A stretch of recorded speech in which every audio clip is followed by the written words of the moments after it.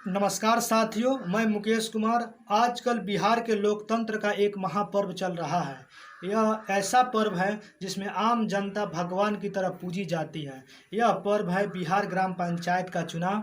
आप सब वोट अवश्य दीजिए और अपने कर्मठ सुयोग्य उम्मीदवारों को चुनिए। लेकिन कुछ सवाल हैं जो आपको आपके उम्मीदवारों से आपको पूछना चाहिए कि आपका कार्य क्षेत्र क्या है, जिस पद के लिए आप चुनाव लड़ रहे हैं। यह संविधान के किस अनुसूची या किस अनुच्छेद में आता है।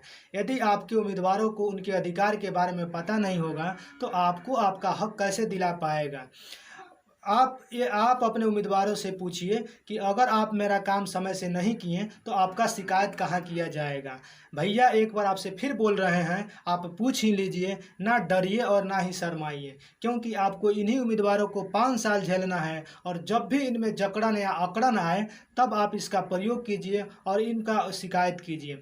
पंच या सरपंच के उम्मीदवारों से पूछिए, जब बिहार सरकार शराबबंदी करती है तो थानादार पंच सरपंच मिलकर एक नया नियम मीठा बंदी का क्यों लॉन्च कर देते हैं।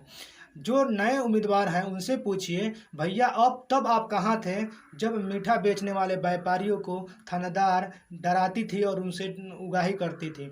जीते उम्मीदवारों के संरक्षण में और नए उम्मीदवारों के मौजूदगी में कईयों के साथ ऐसा हुआ।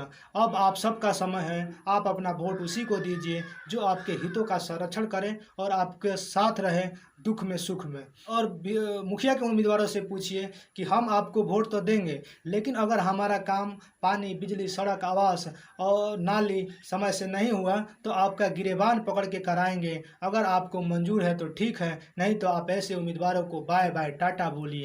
जिला परिषद और बीटीसी के उम्मीदवारों से पूछिए कि ब्लॉक या अनुमंडल का कोई अधिकारी अगर हमें एक काम के लिए बार बार बुलाता है तो यह काम तुमको करना होगा। तब तुम नहीं बोलोगे कि सरकार हमें सैलरी नहीं देती। चुनाव से पहले तुम बोलते हो कि हम जनता का सेवा करना चाहते हैं, और चुनाव के बाद भी यह सेवा भाव तुम में होना चाहिए।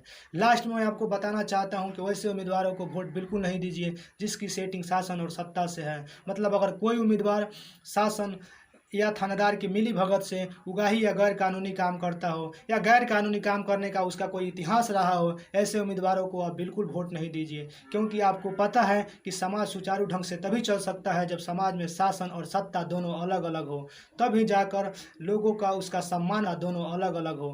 तभी जाकर लोगों का उसका सम्मान बच पाएगा, सत्ताधारियों से उसका अधिकार मिल पाएगा और शासन से उसको न्याय मिल पाएगा। तभी किसानों को उसकी फसल की सही कीमत और दबे कुचले असहाय लोगों को सम्मान भरी जिंदगी मिल पाएगी। धन्यवाद साथियों। अगर आप वीडियो फेसबुक पर देख रहे हैं तो लाइक, शेयर, कमेंट जरूर करें, और अगर आप वीडियो मेरे यूट्यूब चैनल पर देख रहे हैं तो इस चैनल को सब्सक्राइब कर लें।